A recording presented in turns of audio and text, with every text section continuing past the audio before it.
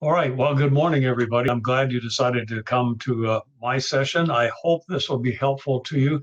It's kind of interesting in that everybody thinks they know Robert's Rules of Order and how it works and what should be done. But first question is, does anybody really know who Robert was and what why do we call it Robert's Rules of Order? Well, it's obviously named after a guy, and it happened to be a guy named Robert, and it is your friend. Robert's Rules of Order will be your friend when we get done, and if you use it properly. So Robert was a general, believe it or not. It was Henry Martin Robert was his name, and he was born May 2nd in 1837 in Robertsville, South Carolina. He moved to Ohio. His father was opposed to slavery, but he graduated from West Point as fourth in his class. He became a military engineer, and believe it or not, he worked in our area. He worked on ports in Green Bay, northern Michigan, Long Island, Wisconsin, and on the Mississippi and Cumberland rivers. So he was an engineer and a general in the military. And so, what the heck would he want to do anything with setting a set of rules to conduct meetings? Well, the reason he did it is he chaired a church meeting and it erupted in conflict over abolitionist concerns. Remember, we said his father was opposed to slavery. And so he said, we got to figure out how to do this. And so the reason it's called parliamentary procedures, he took a lot of things from the English Parliament and he created Robert's Rules of Order, the very first edition in 1876.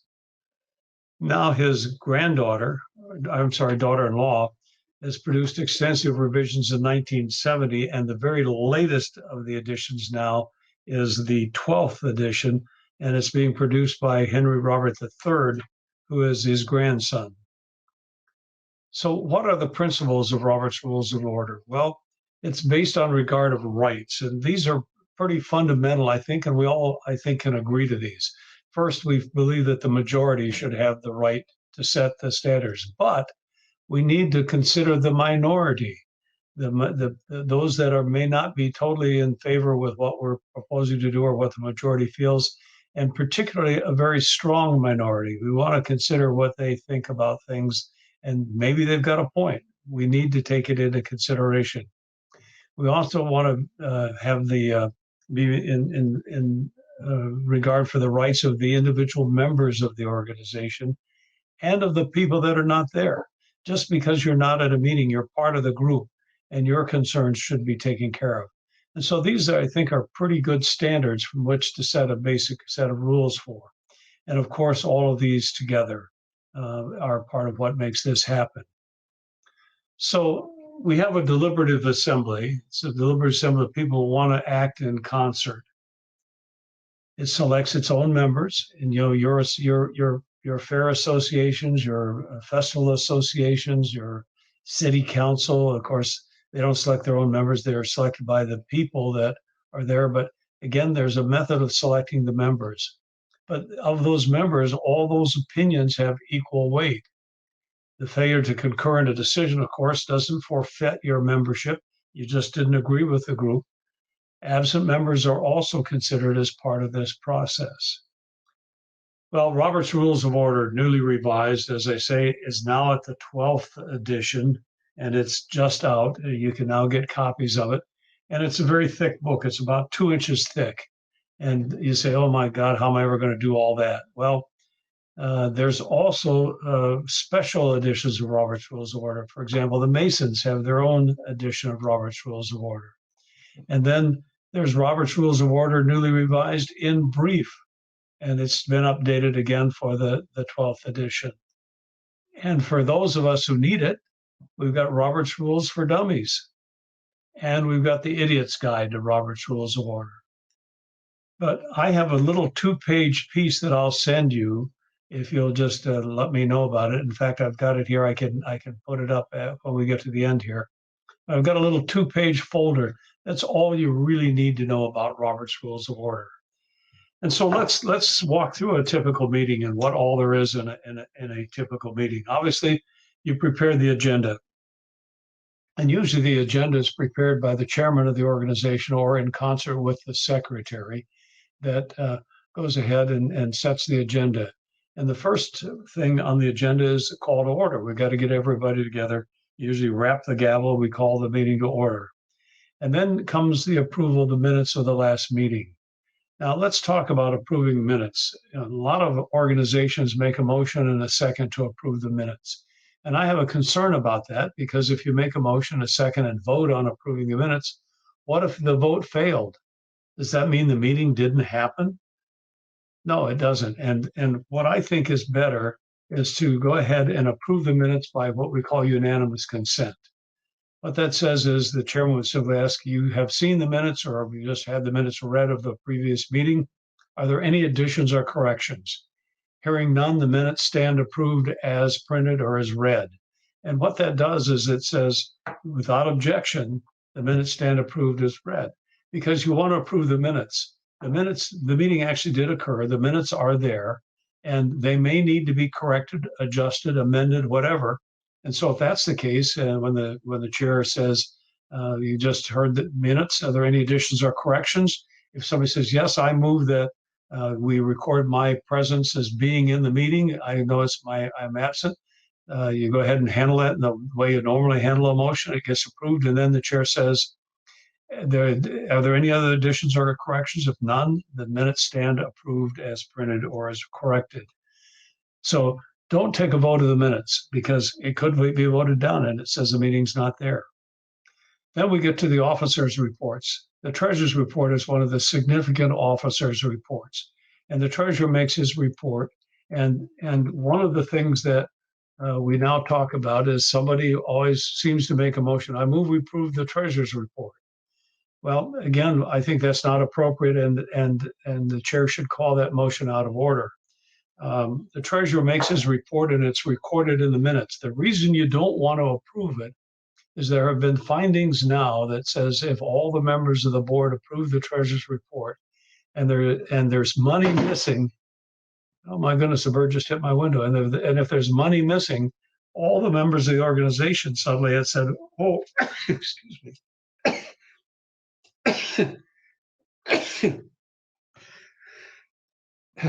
Excuse me, my goodness. What we say is all the people who approved the report now have to come up with a shortage of that money.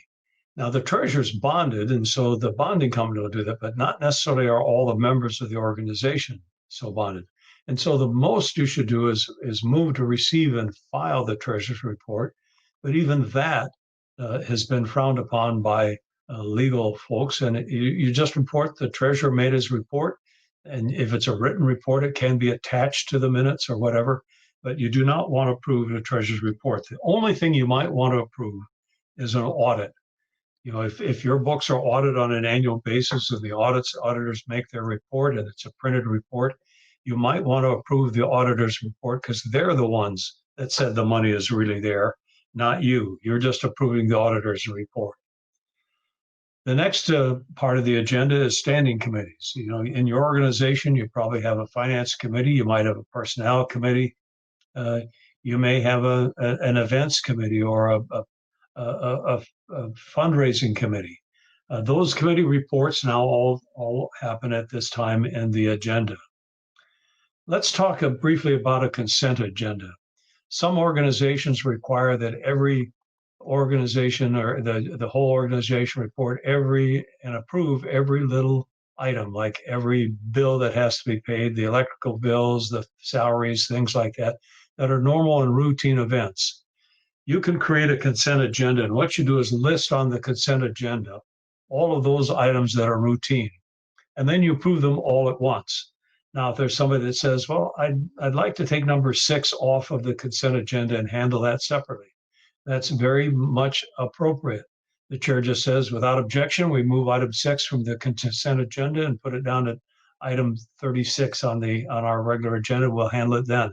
All in favor of the consent agenda, without objection, so approved. And so then all of a sudden the unanimous consent is the easiest way to handle that, because if it is a consent agenda and it's routine, everyone should feel free to approve it. So without objection, the consent agenda is approved. And that means every item on that consent agenda is suddenly approved with just one motion. And you can move the meeting along very quickly without having to go through all that routine stuff.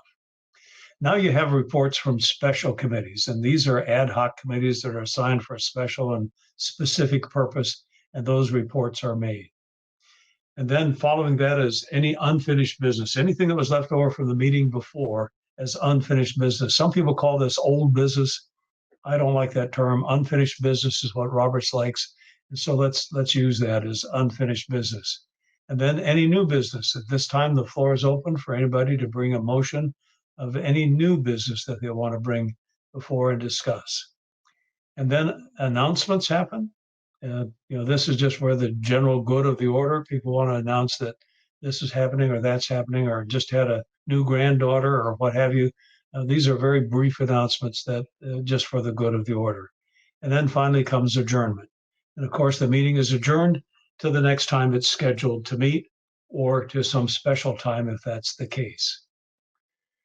Now, let's talk about the chairman of the meeting. Who makes the best chairman? Well, the best chairman is someone who knows how to run the meeting. It's not someone that knows the most about your organization or about what happens there, because we're talking about the meeting here. And everybody, as we just said by the principles of Robert's Rules, every member of the organization has the same vote, has the same weight. So the chairman has no more authority in this meeting than anyone else. And so what are some of the prerogatives of the chairman? Well, the chairman gets to preside at all the meetings. He's the one that calls the meeting to order. He sets the agenda with the secretary, and he presides at all the meetings. If there's a vacancy, for example, the secretary is absent, he goes ahead and temporarily appoints somebody to be secretary to take the minutes for that meeting. Or if there's a need for a treasurer's report and you've got it and it needs to be an oral report, he can fill that vacancy as well. So he fills any vacancies. It may be that you have a sergeant at arms that is there. So you fill those vacancies. He's also there to control the discussion. And it's a great idea that the chairman not take one side or the other. The chairman wants to try and reach a great conclusion, and the best conclusion is one where all minds meet and agree. And the only way you can do that is having a controlled discussion. And that's part of what we're going to talk about when we get into the actual meeting process here. The chairman also, in most organizations, can vote to make or break a tie. And I think this is a key point. The chairman doesn't vote in most organizations. And in fact, I'd recommend that the chairman not vote and that he only vote to make or break a tie.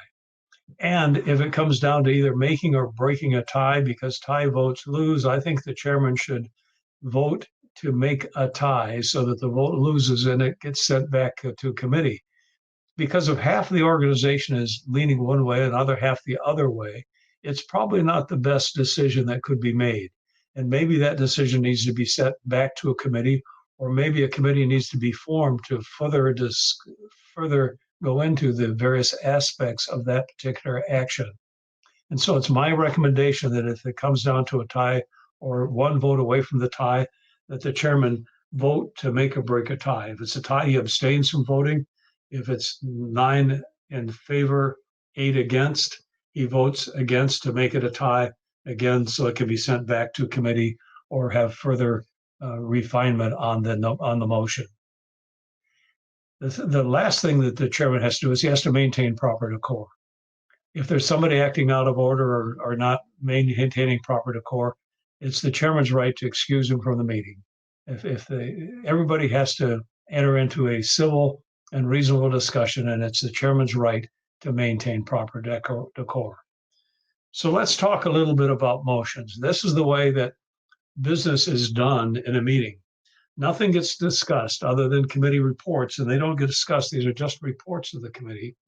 And you may allow a few questions, but the motion is what really brings action before the board. And so someone makes a motion. It must be seconded. For whatever reason, here in Michigan, we're talking about supporting motions. The reason for the second says that somebody else wants to discuss that particular idea. It doesn't necessarily mean they're in favor of it or even, quote, support it, as some people say. It just says they want to be able to discuss this idea. Now, if nobody seconds it, then the motion fails and it's not brought before the organization because there's only one person that was interested in doing it. So obviously it's not something that is of significance to that organization. But if the motion is seconded, that means that more than one person wants to discuss it, not necessarily for it. So the chairman then states the motion so that everybody knows exactly what is being voted upon. In some cases, the motion is written out, and so everybody knows exactly what the motion is about. And now we get into the consideration. This is the discussion part of the motion.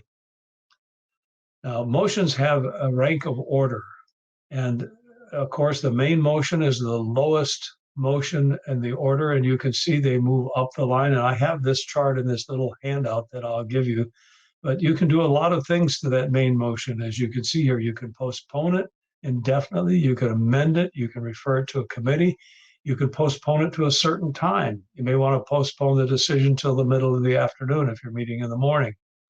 You can limit or extend the limits of the debate on the motion. You can call for the previous question, and we'll talk about that. You can table the motion. You can call for orders of the day, so on and so forth. Finally, the highest ranking motion is the motion to adjourn, unless there's been no other meeting set, and then the motion to fix the time to which to adjourn. In other words, the future meeting date, that's the motion you handle before you adjourn, because you need to have a future meeting date before it happens.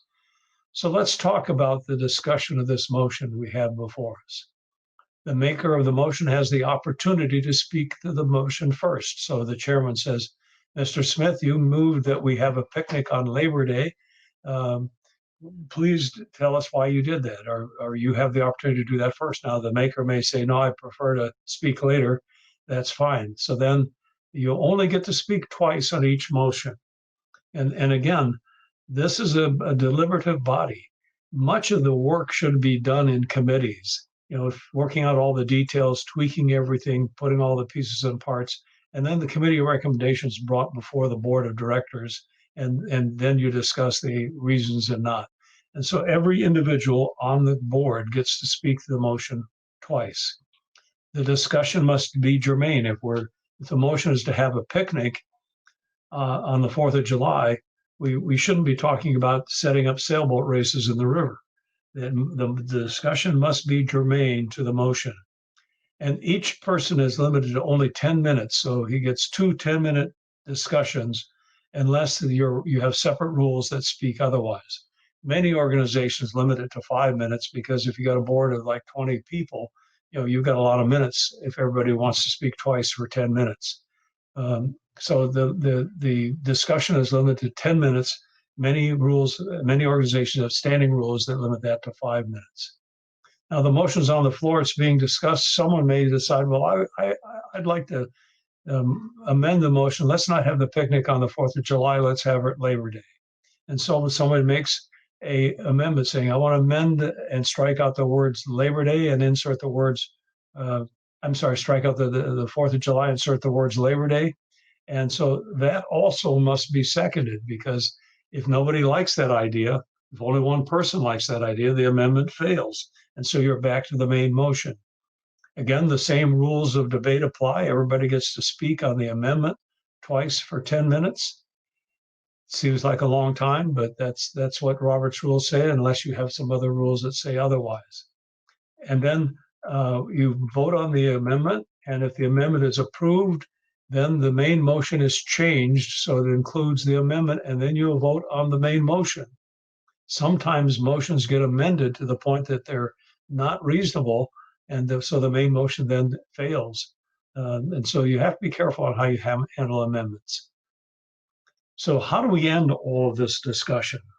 Well, the chairman says, are you ready for the question? That means, are you ready to vote on the motion? If they are, then the chairman states the motion. He states exactly what it said, maybe reading it off the paper, and then he takes the vote. And there's several ways of taking the vote. You can take the vote by voice. All those in favor say aye, those opposed nay. If it's a sensitive item, you may want to do it with some kind of a ballot, with a secret ballot and point tellers, et cetera, and we can go into details there. frankly, if it's been a good discussion and we have most people on board, and in fact, if you think everybody's on board, I like the idea of unanimous consent. So the chairman announces the result and states the motion again and what the effect of that motion is. Now, as I said, unanimous consent is something that I like to use a lot. If we've had a good discussion and the chairman feels that everybody's in favor of the motion, you can simply say, is there anyone objecting to this motion? Without objection, the motion stands approved. And that's called unanimous consent. Now, if somebody doesn't like that, obviously it's their right and their obligation to say, I object. Then you go ahead and take the actual vote by a voice vote or roll call vote or ballot, however you want. But if you've done a good job and if the discussion is great and it's the right thing for the organization, many times you can do unanimous consent and approve the motion through unanimous consent by saying without objection, the motion is approved. And you say without objection, you pause for somebody to have it, and then this motion is approved. Let's talk about some misused motions. Here in Michigan, there are some things that get changed around and put together crazily. Every once in a while, somebody say, I call for the question. And what they're really saying there is that they want to close debate and vote. And an individual doesn't have the right to demand that to happen. He can say, I move the previous question, which is to go ahead and vote on whether you want to vote. And it requires a second, and it requires a 2/3 vote to approve, because we're overriding the rights of maybe somebody who wants to enter into the discussion. And you can only do that with a 2/3 vote to approve. So if someone says, I move the previous question and it gets a second, there is no debate. The chairman calls for the vote. And if it 2/3, that's twice as many are in favor as opposed, then you go ahead and vote on the main motion. If not, debate continues. And so call for the question is not a single individual's right, nor is it something that can be done. It requires a second, and it requires a 2/3 vote. Another motion that is misused, and it comes frankly out of Congress, and we see this all the time, is to lay on the table when you want to table something supposedly to kill it. And that's not the purpose of laying on the table. You maybe want to postpone this motion indefinitely. That's what kills the motion, and that's the motion you should use, is to postpone indefinitely. And the reason that is that the motion to lay on the table is not debatable, but the motion to postpone indefinitely is. And we talk about the rights of everybody here when we put Robert's rules together. We can't just lay it on the table and kill the motion without having time to debate and talk about it. So postpone indefinitely is what you really mean many times when you make a motion to lay on the table. You can also make a motion to postpone to a certain time. You may decide, well, after lunch, when we have a chance to kind of informally talk about this, might be a better time to vote on this motion. So you can make a motion to postpone to a certain time. As I say, unfortunately, Congress uses to table a motion as a way of killing a motion. So that's what I had for my presentation for you. I'm going to get out of this screen